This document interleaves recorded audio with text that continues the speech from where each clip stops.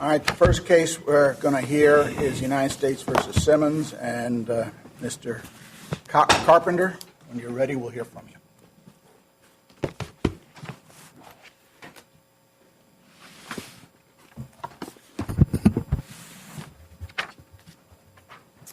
Thank you, Judge Niemeyer, and may it please the Court.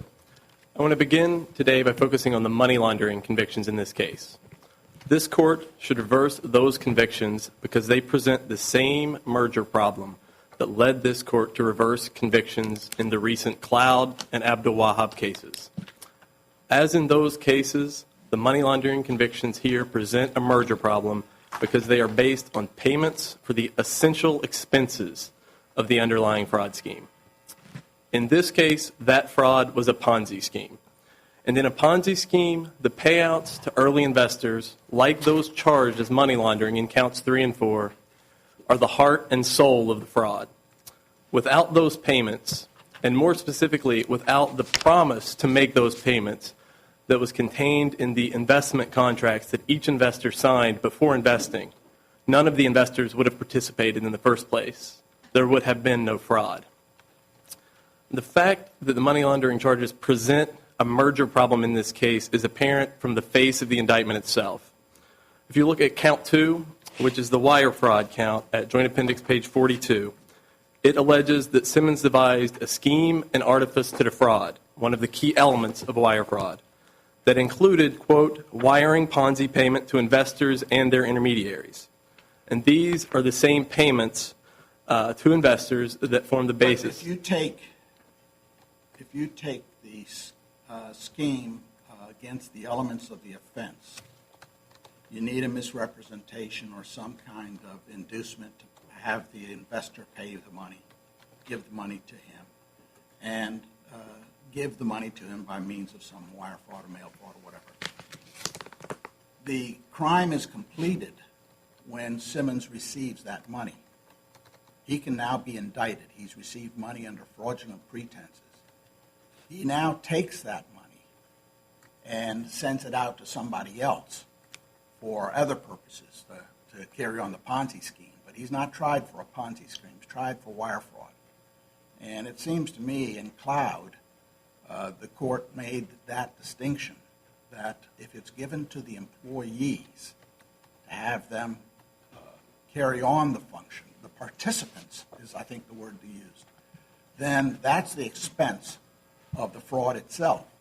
But if the money received is flipped, and that distinction was made in Cloud, there is evidence that Cloud used the profits from his previous flips to finance additional purchases.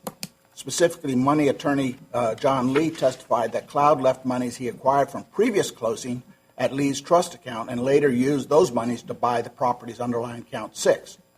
And the court said that those were not the use of proceeds. That was money laundering. And of course, that's the distinction we made in Halstead, is that once the healthcare fraud was complete and the money was received, then how they use the money thereafter to launder it creates a second count. And of course, the whole merger doctrine, the idea is not to punish you twice for the same conduct. Right. So that's where I'm taking initially now. I don't want to be too conclusive. I want you to address it, but that's where I see the distinction. And of course, this is a difficult area, and I think this is your best argument too, I must say. Thanks, Judge Niemeyer. I think there are two responses I would have to that. One based on Cloud, and the second based on Abdul Wahab. The first, with respect to Cloud, the language you quote from that case is from the dealing with the conspiracy to commit money laundering count. Well, he says, Judge Diaz says that that's one aspect, but then he says also the substantive aspect of it. He goes on very quickly to talk about the substantive aspect of using the flipped money for another transaction. He does discuss both, and in Cloud they deal with both the conspiracy count and the substantive counts. On the substantive counts, they reverse because of a merger problem. And what I think you have to do under Cloud, and what you should do in this case, when you're not dealing with a broad conspiracy, when you're dealing with alleged specific instances of money laundering, you look at those particular transactions and ask whether those transactions represent expenses or whether they somehow represent profits. I think to do the merger Except analysis. it's a little narrower than that. As far as we've gone and the Supreme Court's gone, is the expenses have to be for two participants in the conspiracy. I don't think that, well, Abdul Wahab rejects that position. The payments there were not made to a participant in the conspiracy. They were made to a sales agent who worked for A&O. There's no indication in the opinion in that case that he was a co-conspirator in the case. Nothing in the decision relied on the fact that he was a participant. And that brings me to the second point. I think this case is really on all fours with Abdul Wahab, because the government advanced the exact same argument that you've sort of articulated here, which is the fraud in Abdul Wahab, they said, the government argued, was complete when the agent went out, enticed an investor to buy A&O's investment product, and the investor paid in. At that point, the government said you could have charged the mail fraud count in that case, and we're all done. And it doesn't matter whether later down the road A&O ends up paying the expense to the sales agent by paying the commission that they're owed or not. The government said that's irrelevant. But the court rejected that position and said what you have to look at is the promise that induced that sales agent to act. In Abdul Wahab, the A&O made a promise to that sales agent, if you go out. Yeah, but that's the same. The distinction was made by Justice Alito in the Santos case. And he said this, and we relied on that in Cloud, and says he described the difficulty of distinguishing between payments to participants who expect to receive certain amount of their services, whether or not the operation is profitable, and payments to those who expect to receive certain percentage of the gross revenue, perhaps even in addition to the salary. The idea is to carry out the fraud, you have expenses. And normally those expenses come up front. But even if they come after the fact, they're still expenses. But the expenses to your participants. But the idea of sending that money out again to seed further transactions is money laundering, because that money is now a transaction that looks legitimate. Well, with all due respect to Justice Alito, there were 5 Supreme Court justices who voted against him in that case. And that distinction didn't carry the day there, and it wasn't relied on by this court in Cloud and Abdul Wahab. Abdul Wahab, to the extent that there was debate about whether that should be accepted, Abdul Wahab rejects it by finding a merger problem with a payment that doesn't go to a participant. There's no indication, again, in the Abdul Wahab decision that the sales agent was somehow criminally conspiring. I mean, the case involved sales agents all around the country. Well, the identity of the recipient is not the key thing. That's what you're saying. Exactly. It's the function of the recipient. So if paying money to a recipient is the equivalent of, say, in this particular scheme, buying a computer, that is as much an expense of the conspiracy as buying the computer would be. Exactly, Judge Gibney. That's exactly correct. The identity of the recipient isn't the key inquiry. If you look at what the court decides in Abdul Wahab, it looks at the function of the promise that led to the payment. In that case, the promise to the sales agent is what enticed that sales agent to go out and sell A&O's policies to investors. Here, the promise made to these investors in this signed binding investment contract that they would be able to withdraw their funds subject to the terms and conditions of that contract is what led them to provide money to Black Diamond and to Mr. Simmons in the first instance. Without that promise, there would have been no fraud. They wouldn't have participated. And so the follow-through on that promise by making those payments to the investors upon their request is the essential core expense of this fraud scheme. Well, the government helps you along by putting, as you've pointed out, in the complaint that this is a Ponzi scheme. What if the government had never characterized this as a Ponzi scheme, never argued it was a Ponzi scheme? Certainly you can have mail fraud and wire fraud without money laundering being part of the offense, right? That's absolutely true. And what we look at under Cloud and Abdul Wahab is not one instance of the fraud. It's certainly true that you could have a single instance of mail fraud or a single instance of wire fraud that would then be distinct. But here, regardless of what the government calls it, Mr. Simmons was was involved here was a Ponzi fraud. And you're right, the government, the very first sentence of the indictment says that. What are the elements of a Ponzi fraud? Well, if you... we just look at the statute, don't we? Well, you look at the statute for the elements of a wire fraud. I think a Ponzi fraud is something That's all that was alleged. Well, no, fraud under Section 1343 and 1348. Well, again, under Cloud and Abdul Wahab, you don't look, and the same thing with Van Alstyne in the Ninth Circuit. It said not every mail fraud is going to present a merger problem, but what we do is we look at the particular facts alleged. We don't limit it to an analysis of the elements of the offense. We look at the actual fraud that was committed and ask whether the expense was essential to that overall fraud. In all of these other cases that we've had, and I guess we're only going to have X number of cases because now Congress has changed the statute so that this is a pretty limited problem, but it is a problem. The person that received was the other party of the money laundering was bad guy. Here, the people are investors. Do you make anything of that? I don't. I don't think that distinction carries the day, and for a couple of reasons. Well, in Abdul Wahab, I think that the sales agent wasn't necessarily a bad guy in that case. There were sales agents across the country, and there was no indication in that opinion that those sales agents all knew that A&O was a sham company. It seems that they were acting on a good faith belief, at least some of them were, that this is a legitimate company with legitimate products. And nothing in that case turned on the fact that the sales agent who received the payments in Abdul Wahab was a bad guy. The other thing I would say to that is the Ninth Circuit addressed this very issue in Van Alstyne. But there, I think if you read that opinion carefully, in fact, the thing that's charged as money laundering is the same thing that's charged, literally the same thing that's charged as the fraud, exactly the same acts. So I think it's distinguishable from this case. Well, I think that's a tough distinction because it's a very tough distinction to draw because if you ask the government in this case, these very acts of money laundering also prove that there was a Ponzi fraud. As I mentioned, that's what the face of the indictment itself says. That's what the government said in its closing arguments. Can I ask you one other question? Sure. Assume that we should conclude that this argument you would prevail on, but you wouldn't prevail on your other arguments. What is the practical effect of that? The practical effect in this case is actually pretty significant.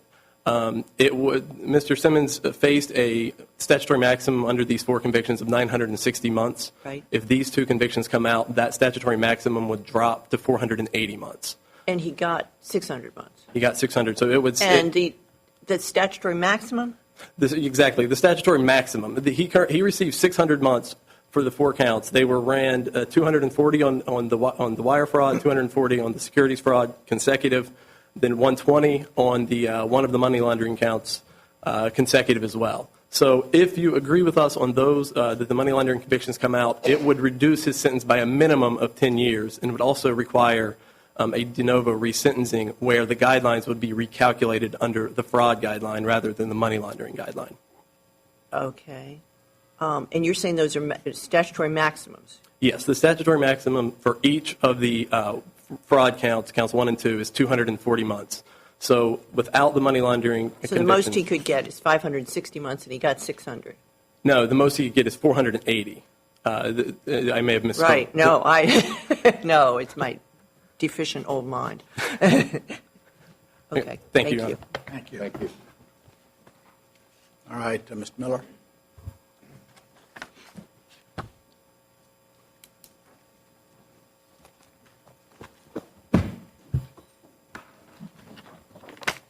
May it please the Court, my name is William Miller. I'm here on behalf of the United States.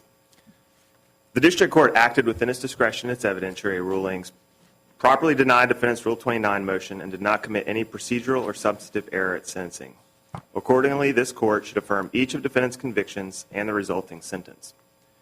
Beginning with the money laundering convictions and the alleged merger problem in this case, the government agrees that Cloud and Abdul Wahab are the governing precedent in this case. The way those cases have drawn the line, however, the money laundering transactions charged in this case fall outside of the merger problem that was identified in Cloud and Abdul Wahab. In each of those cases, the merger problem arose when there were payments for past frauds, past complete frauds, essential expenses of those frauds. In both of those cases, the conspiracy counts survived, and the reason was that the transactions that the court identified for those conspiracy counts were to promote future frauds, which is exactly what these transactions charged. Well, as I understand, I was really sort of surprised about the way the government charged this, but anyway, it did charge it this way, that part of the deal with all of these investors was that for a certain number of days, 30 days, they could get all their money back without question. Is that right? My understanding is they were not permitted to make withdrawals within the first 90 days, according to the I contract. thought they were permitted without question to make them within that period of time. And some of them I did may be to test mistaken. this whole scheme. It's certainly true that defendants did make withdrawals. My understanding of No. I think that that's part of the deal, because if you look at your big chart, you know, that big chart about that goes on for pages and pages, there are a lot of people that are making small withdrawals within that 90-day period. I think that's right. You didn't handle the case below. I did not. And my understanding of reading the contract was that transactions were not permitted within the first 90 days. I But very well after may be that, you mistaken. could make unlimited withdrawals? That's correct. Okay, well, let's just assume that's the case. So some people, either before the 90-day period is up or after, right after the 90-day period is up, make withdrawals, testing to see if they can get it out, right? Yes. And a lot of people do that. There's $36 million worth of fraud taken here and $9 million that these people get back over the time, right?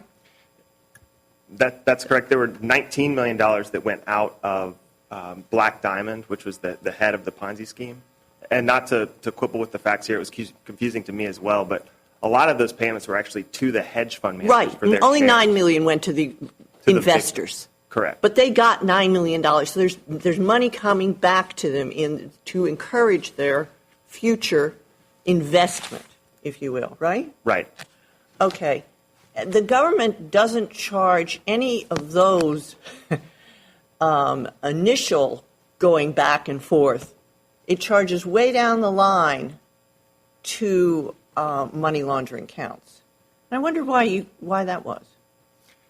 The government was very careful in this case to select payments that were designed to promote and in fact did promote additional investment and the entrapment. But all of these payments did that. I mean, it's if you look at that chart, it's really, you couldn't have had the continuing scheme without these payments. The chart shows that actually approximately a third of investors actually took withdrawals in this case. Right. And the testimony was that the default was to let the money ride and to not Well, pay I think a regular third is a return. pretty big number, and it's a pretty substantial amount of money. I mean, when I first read these briefs, I thought that we were talking about these two withdrawals of, I don't know, a couple of $100,000, less than $100,000, a little bit more. We have $9 million withdrawn. Right. So it seems to me that the withdrawals are pretty intricate to the whole scheme. I mean, you wouldn't say that we just look at these two things that you charged as money laundering. We have to look at the whole scheme, don't we?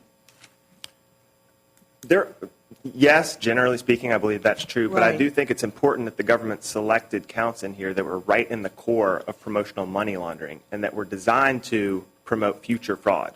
But That's where the according line. to you, the government could have chosen any of these things, right? That's true, and there are payments in this case that do raise the issue that presented a merger problem in Cloud and Abdul Wahab, and the government chose not to charge those. And why would they have raised the issue? And these payments? There were payments in this case to hedge fund managers sharing the proceeds. No. Leave out the hedge fund managers for now. They're not here. We're talking about the investors and the defendant here. Were there any payments that came to the investors that you would say would be mergers? Not under Cloud or Abdul Wahab, as those cases have been interpreted post-Santos. Those cases were concerned with the payments to the participants in the fraud, to the employees for the past completed frauds. And when transactions were designed to promote future frauds. But there, bear with me for just one more minute. Sure. The initial getting the investors to invest was a fraud, right? That was the fraud, yes. Okay. And then getting them to invest more and getting other investors to invest would also be a fraud, right? Correct, a future fraud. Well, And so I don't know about future. This is now, a second from now is now. So that I guess I don't really get that distinction. But That's exactly what promotional money laundering is designed to prevent. And in Cloud and Abdul Wahab, when you're paying the employees for their role, or the participants for their role in the fraud, that doesn't have a promotional effect toward future unlawful activity. And so it is important that the government selected two transactions, the payment to James Bazluki and Till Lux, that were specifically designed and did, in fact, promote new investors, new victims coming into the crime, and new frauds as with respect to these two individuals who invested additional funds. How do you distinguish this case from a bookie who pays off bets? The bookie who pays off bets, that is an essential core expense of the fraud. That was the problem in Santos. Here, Well, yeah. and it's a fine line drawing, Your Honor, I recognize, but here, this fraud was not, these investors were not induced based on a promise of regular dividend checks or distributions monthly. And that's a distinction between this case well, and but Van does it Alstyne. make a difference whether it's distributions monthly or at the end of the rainbow? In 3 years, you'll have gotten 800% increase. I'm not sure I follow you with that. It does make a difference, Your Honor, and that's the distinction that arose in Van Alstyne. There, the investors were told this is a sound, safe investment, and you're going to get regular monthly distribution checks. And so as Your Honor recognized, those payments of those regular checks were the exact same transaction that formed the basis of the money laundering and the basis of the mail fraud. Here, the investors were actually told that their money was at risk. And they were discouraged, at one point, the testimony shows, from actually taking withdrawals. And so unlike Van Alstyne, where the court was very careful to point out that issuing distribution checks that supposedly represented generous returns on his victim's investment was a central component of the scheme to the fraud and the inducement. And the court noticed that all of the particular counts of mail fraud for which Van Alstyne was convicted involved transmissions of checks to investors, not the misrepresentations with which the investments were induced. That's the exact opposite of the fraud we have here, where the investors were induced to participate based on promises of historical returns, and they were lulled not with regular distribution checks, but with these statements that came out showing the bogus return. Well, the fraud was, payments were part of the lulling, weren't they? they may have been relevant to the scheme, Well, certainly, Your Honor. And the government says in its brief that, I don't know, some amount of months after the payment stopped, the fraud ended. But actually, it was a pretty short period. It's about 4 months. Payments According to began your to be chart. stopped in March 2009 is when investors were told you can't make withdrawals. That's when it began. I'm not sure. There certainly could have been There were withdrawals still after that. things going out according to the government's chart. That's correct. But the testimony was that Well, as then early- the payments didn't stop, did they? No, but as early as March of 2009, investors were told that they could make no more withdrawals. And But so when that's were when the it, last payments? They were well excuse me, after I'm that. sorry, I didn't mean to cut you off.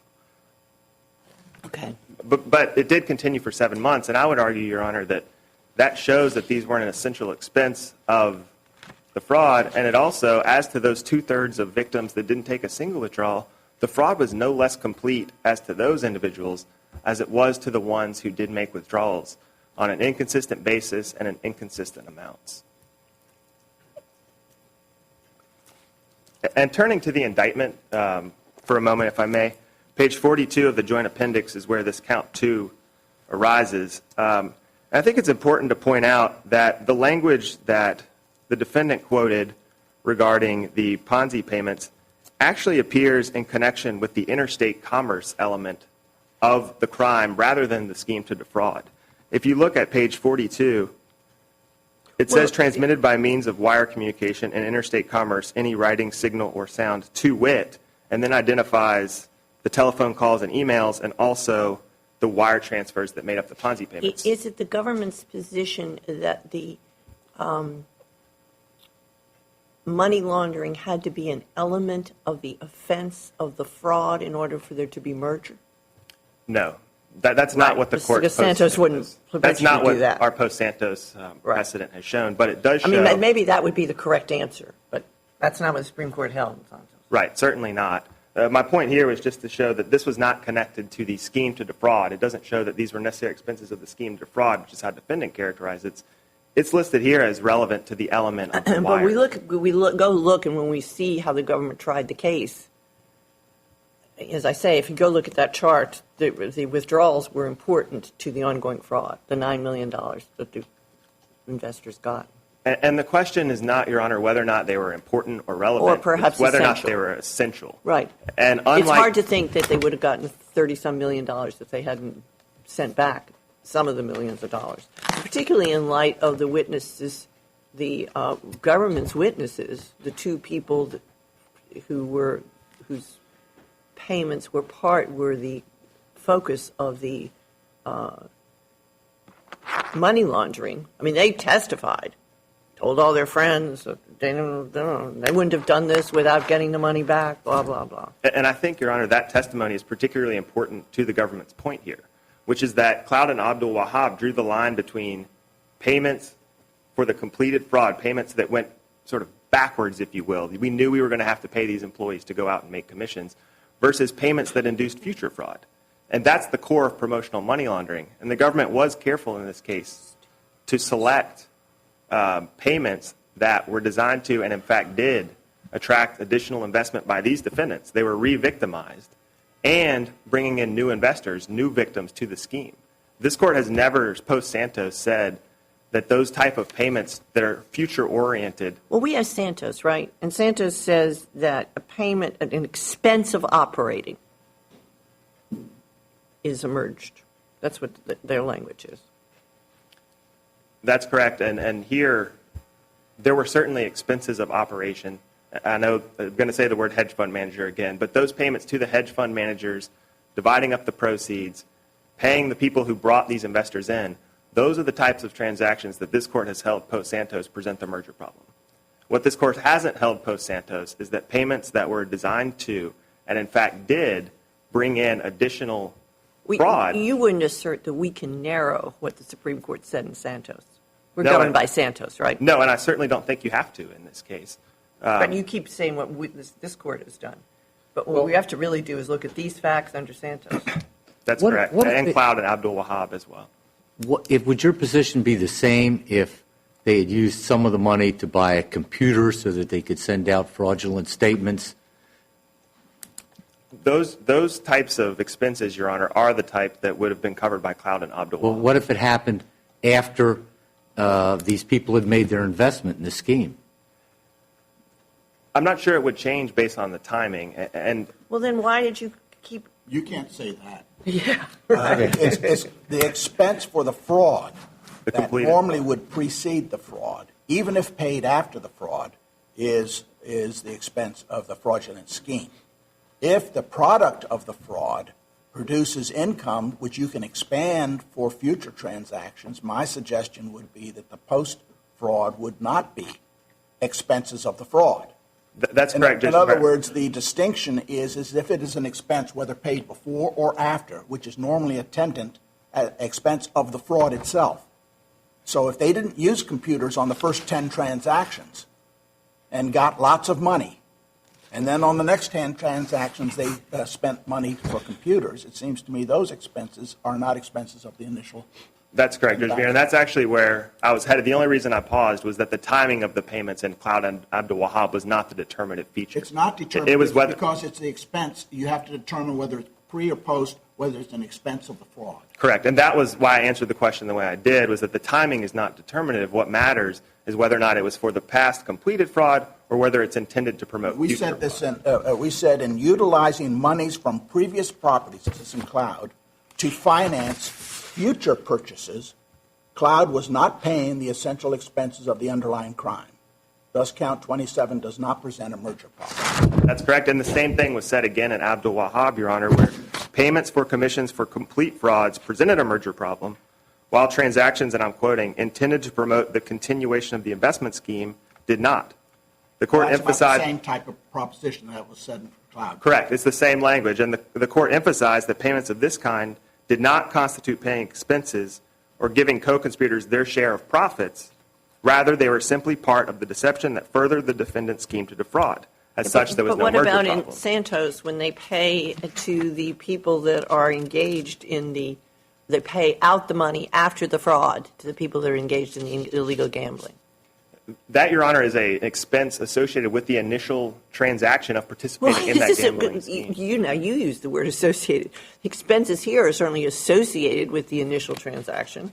Right, and I may have been inartful in that. The question is whether or not it's the Supreme Court said that those expenses were necessary to it. And it seems to me that it's pretty close that the expenses to people that are investing, payments to people investing, are necessary to this continuing fraud scheme. That's correct. And again, it is Well, fine that's line correct. drawing. That's correct. It is the fine line drawing that this court is required to do in these cases.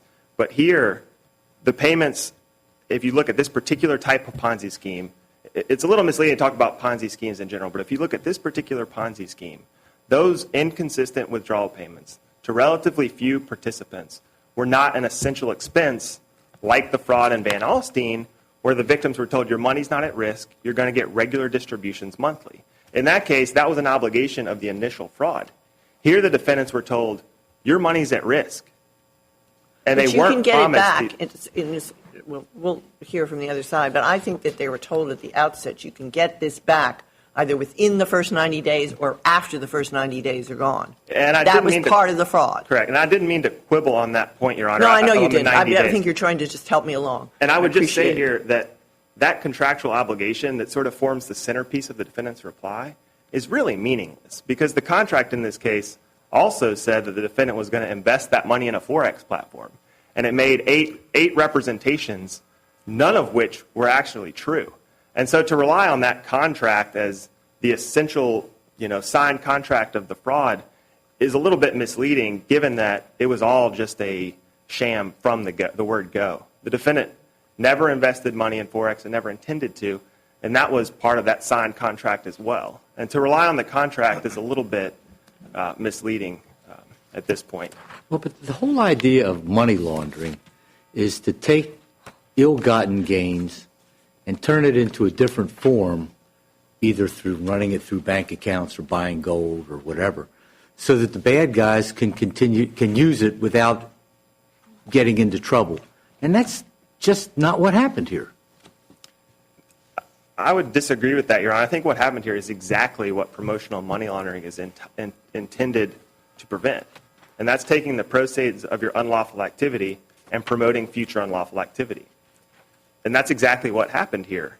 The defendant took the proceeds of his initial fraud and used it to make payments that induced future investors and future investment. That's within the core of promotional money laundering, and it's distinguishable from the types of payments that presented the problem in Cloud and Abdul Wahab. I'd like to just point out one thing briefly, if I may, with respect to the victim testimony.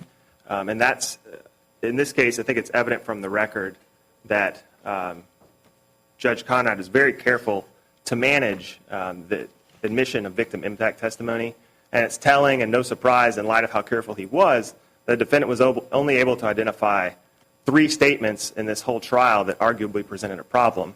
And he only really realized... The impact stuff was just a grain of sand on the beach. Isn't that what you're saying? That's correct. And the one thing I wanted to point out that actually wasn't necessarily covered in the briefs is that in the reply, the defendant argues that with this Mary Lynn Van Horn and her statement about shoplifting, that was a attempt by the government to elicit improper testimony.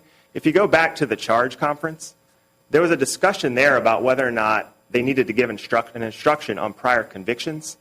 And the government specifically said, we have a witness that's going to talk about shoplifting. If I may just finish my point, Your Honor. The government said, we have a witness who has a shoplifting conviction. And the defense actually said, we'll leave in the instruction.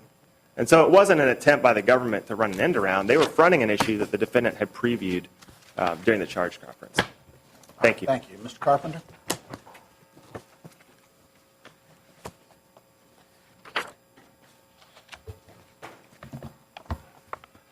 I wanted to start with one of the points that Judge Motz asked about, which is why the government indicted and charged this case the way it did. And to be fair to the government, when it indicted and prosecuted this case, it did so in 2010 on the theory that Santos should be limited to the illegal gambling context and that should be its sole application.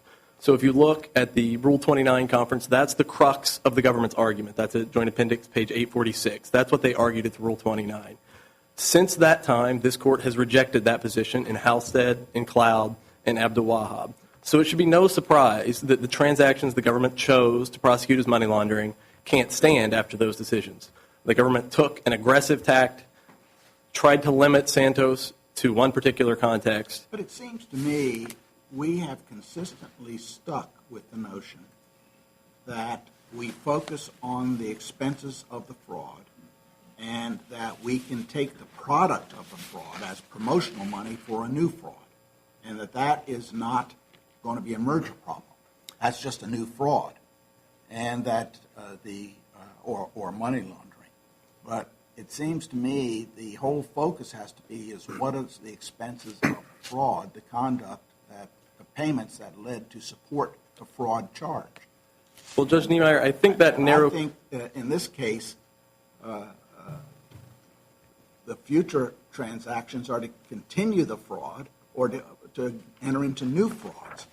And I thought in Cloud especially, we made it very clear that that type of promotional money laundering can be charged separately. I think that narrow conception isn't consistent with Abdul Wahab, and maybe more importantly, isn't consistent with Santos itself. As Judge Gibney pointed out, if you take a minute to think about the bookie that takes the bet in Santos. You got in Santos, you can't quite look there. You have to look at Justice Blackmun's opinion because it narrows it down very much. That's true, but Justice Stevens was still concerned about the merger problem. And Stevens, yeah. Excuse me. And that's okay. And the merger problem arose there, he said, both through the payments to runners and the debt collectors, but also in paying the bet. All of those people were participants, the bookies, the runners, the commissions. It was all part of the initial expense of carrying out the fraud. There was another category. The other category is the key category, Judge Motz, and that's the winners of the scheme. Winners, the yeah. payments to the winners are very analogous to what we have here. Right. The gambling scheme would have been in place, the bets were taken, and the gambling crime was completed before those payments were paid. The government says, well, you're paying the investors here so that they can promote future fraud. That's exactly what you're doing when you pay the winners in a gambling scheme. You pay them so that they come back and bet again and again and again. Actually paying out the winners perpetuates the gambling scheme. And it was still considered by Judge Stevens to present a merger problem. So I think that's the strongest analogy here. I wanted to also take a minute sort of on the issue about whether this will somehow hamstring the government in prosecuting money laundering. And it won't, and there are a couple of reasons. The first is what Judge Motz pointed out. Congress has amended the statute in 2009, so for conduct from that point forward, we don't have to deal with the merger issue. Can we take that into account as a statement of congressional intent? And that's what Justice Stevens was so worried about, was congressional intent. Now we know what this statute intends. Certainly for conduct from 2009 forward, yes. No. But backwards, no, absolutely. That would be an ex post facto issue big time.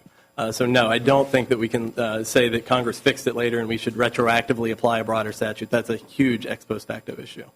But the other reason why finding a merger problem here won't hamstring the government is that in this type of 2-year fraud scheme, there are tons of other transactions that could potentially form the basis for a money laundering conviction. I mean, if you look at the initial indictment in this case, before it was superseded, it alleged that a money laundering offense with respect to the purchase of a Lexus vehicle.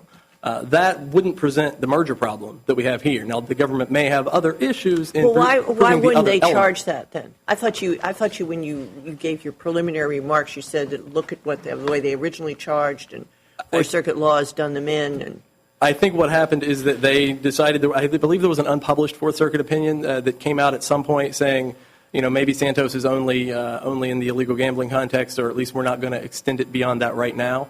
And potentially seeing that opinion, the government decided to be more aggressive and to try to pursue that theory rather than it was basically the path of least resistance. Because when you deal with a transaction that's not so essential, so core to the fraud scheme, it becomes more difficult to prove the other elements of the money laundering offense. So you avoid the merger problem, but the government would have bought itself some other difficulties. So that's why path of least resistance, let's limit Santos. Judge Motz, also another point you made about how these are inexpensive operating and how the fraud scheme fell apart quite quickly.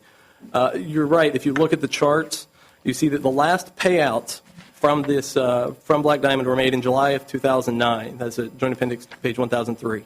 After that point, only 2 more payments came in. So word got out. This scheme had fallen apart. He wasn't meeting his obligations to make payouts. Nobody else invested. It shows in quite rapid succession how you go from the last pay out to the last pay in the course of a month. It ended quite quickly. And now it took until December for it to completely unravel, but there were no pay-ins from August until December. I'm sorry, you said there were only 2 pay-ins after the last payout? Right. If you look at Joint Appendix 1003, the last payouts were July 29, 2009. After that, there were only 2 more investor deposits that came in for a total of $36,000. How many investors made more than one investment? I don't know the answer to that. A good number of them did. Both of the folks who were charged in the money laundering counts did. Mr. Bezluki made 2, and Mr. Lux made several, probably. He totaled for $96,000, and I believe it was spread around 8 or 10 separate investments, something along those lines. If the court has no other questions, thank you for your time. All right. Thank you, Mr. Carpenter.